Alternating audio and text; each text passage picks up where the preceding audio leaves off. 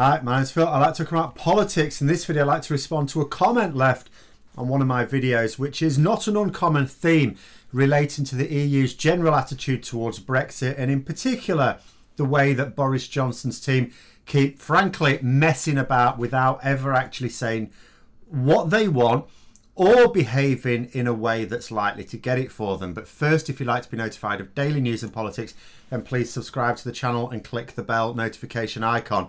So this comment, and there have been many like it over the past year or so, and I have to say, as much as I sympathise with the sentiment, and I think I would share it as well, were I outside of the EU, inside of the EU still, outside of the UK is what I meant to say. I just think the sentiment is demonstrably untrue for reasons that I'm going to go through. So the comment says, I was talking about the fact that, you know, if it came to it, Boris Johnson, I was saying it's politically impossible for him to get an extension to the withdrawal agreement in the normal sense. I did give some provisos there, but that the EU Parliament would still at this late stage be quite happy to do that. And someone said here, I'm doubtful that the EU would agree to an extension. Many have lost patience with the UK and want to move on. They need to focus on the budget and the Hungary-Poland problem. They need to address COVID, etc. Brexit has had its quota of attention. Time's up. Now, I fundamentally disagree with that. Not because I want to disagree with it. Quite the reverse. But just in terms of the facts. If we look at what's happened in 2020 so far, for example, and what is continuing to be the EU's line on this. Now, the way everything was set up at the start of the year, we were leaving the EU at the end of January. This indeed happened. Boris Johnson had his majority, and so he was easily going to be able to get his withdrawal agreement passed in Parliament, which indeed happened. But that wasn't good enough for him. So he actually began changing it. So the withdrawal agreement bill that was eventually passed through was not the one that he campaigned for in the general election. Now, at this point, anyone who was paying close attention to what was going on would have seen the changes that Boris Johnson was making and noted that it was proof that he did not intend to honour what he agreed in the political declaration. Now, as a lot of people point out, there were two aspects to withdrawal agreement. There was the legally binding aspect, which, as it turns out, is not all that binding because Boris Johnson wants to break that as well. And then the political declaration, which is a statement of good faith, which is not legally binding. But of course, breaking it means you're breaking good faith. There was no suggestion at the time that he was going to break the legally binding portion. But the EU could sort of see the deal laid out as in the framework of the withdrawal agreement, and that the UK was not going to go along with it. That much was clear from the changes Boris Johnson made to the bill.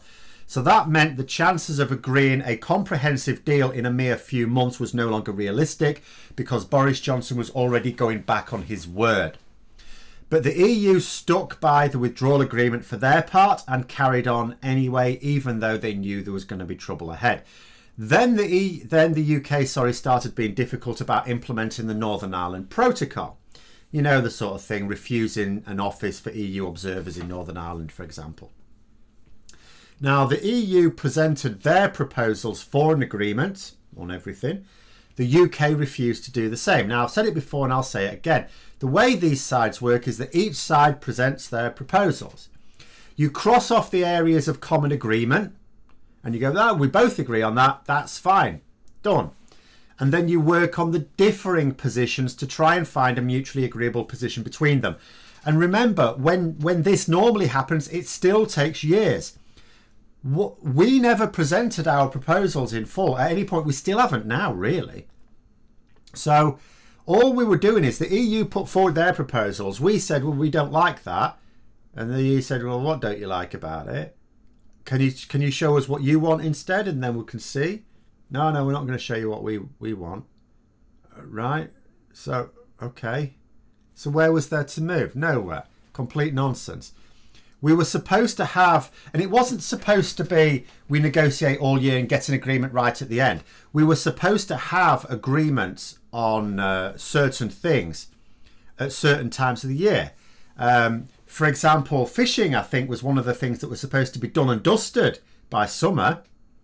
But by summer, the UK was still they weren't even talking about fishing, refused to even talk about it until around about late August, let alone agreeing anything.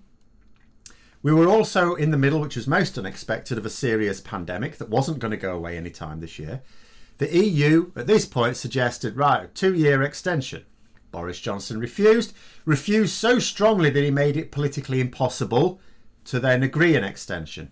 So at this point, it was obvious that there wasn't going to be a serious agreement this year, because with the way that the UK was behaving, it wasn't going to be possible to arrange one this year, and because there wasn't going to be an extension, it wasn't going to be possible to arrange it before the end of the transition period. Then Johnson started making concessions in September and started to talk about the other outstanding issues as well. And the movement was encouraging, I said so at the time, but it wasn't enough in itself. Now, in order to get a deal ratified and in place by the end of the now fixed transition period, we needed agreement by the end of October. That would have allowed the 6 weeks needed for translations and committee stages for the EU Parliament, who have to ratify it, amongst others as well. And they were due to vote on it on December the 16th. Now, this date of the end of October came and went without anything even close to a deal emerging. Now, at this point, the EU could have said, do you know what, we're happy to keep talking. We understand that just because we won't have a deal in place for the end of transition period, you still want a deal in place. We want a deal in place. We will carry on talking for as long as it takes. After all, we're used to these things taking years. Because I think what some people get into their heads is, do you know what, Brexit's been going on for 4 years. They must be sick of it. Are you having a laugh? Their trade talks take sometimes over a decade. They're used to these things taking years. Yes, it's annoying with the way that the British government have been so obstructive, but the time isn't an issue. This is still a short amount of time to be agreeing such a comprehensive deal. So, but the EU at this point could have said, look, we aren't going to get the deal this year. It's now too late to get proper ratification. So it's going to be a no-deal scenario at the end of the transition period. Hopefully not too long after that, we could get something ratified. We'll keep talking.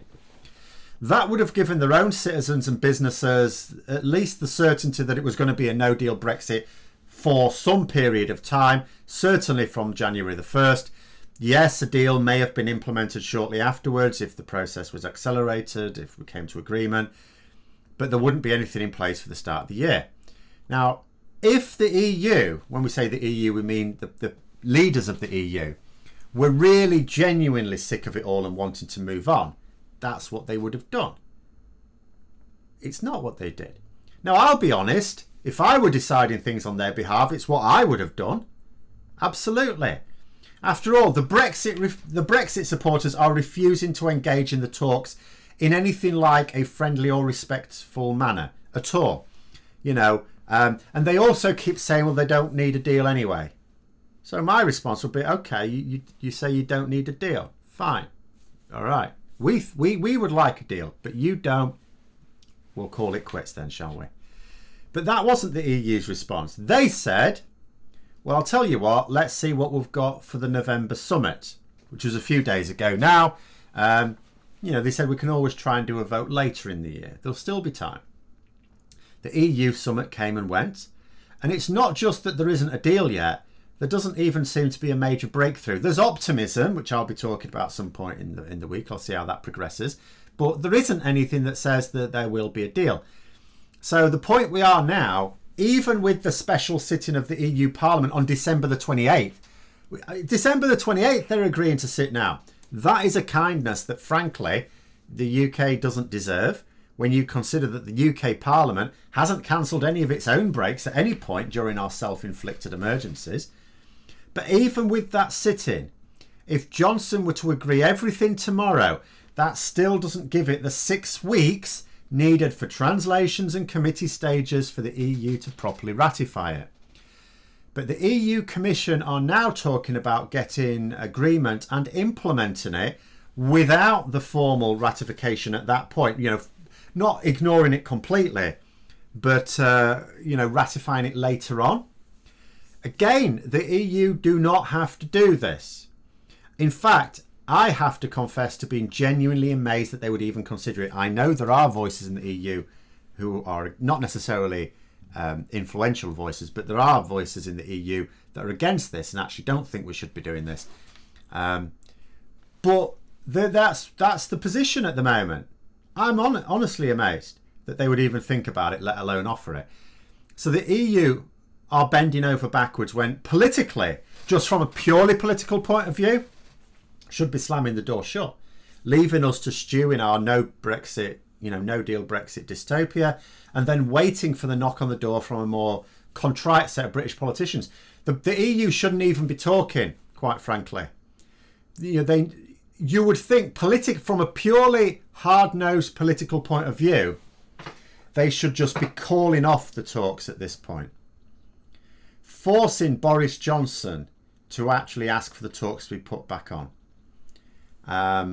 Because my view is that while the EU keep humouring the Brexiteers, because that's what they're doing, they're doing it that's not their motivation. Their motivation is, and I understand this and I share this sentiment, there's a lot of people going to suffer in the event of a no-deal Brexit. But if you keep humouring these Brexiteers, those same Brexiteers will keep taking the mickey. I cannot emphasise strongly enough what the situation here is in the UK. The Brexit supporters said years ago, and they keep saying this, the EU cannot afford to have the UK leave without a deal. They thought we could hold the EU hostage and get a ridiculous deal. Now, we're not getting that. But when the EU refuse to slam the door, they are reinforcing that perception nonetheless, because they still haven't woken up to that reality. And I was talking last week about a supposed report that the EU, rather than agree to a weak deal, could just walk away for 6 months to focus on the more pressing issues that the author of this comment mentions, and wait for the UK to start seeking a genuine deal. Now, I said at the time, I don't know that this is true. This is just someone saying it. I don't know that this is valid. I've not seen it from the usual sources. But it made sense from a strategic point of view. That's why you'd believe it. But the fact is that this idea is not at all in line with what they're saying, what we know is true. Frankly, agreeing to the December the 28th sit-in, suggesting that a deal could be implemented before ratification, refusing to accept that a no deal is now inevitable, even though some member states are now saying it's likely. All of these things may be genuine attempts to prevent the no deal abyss, but they will be seen as weakness on the part of the Brexiteers, still very much control of the political narrative in the UK. So going back to the original point, although it's politically impossible for Johnson to simply ask for an extension without at least disguising it as an implementation period, which he may still be able to do, it's not something the EU would refuse at all. That just doesn't square with the facts as known. But those are my thoughts. Let me know yours in the comments below. I hope you found the video interesting. If you did, don't forget to click the like button. And if you'd like to support the channel further, please also click the Patreon link for details. And until next time, I'll see you later.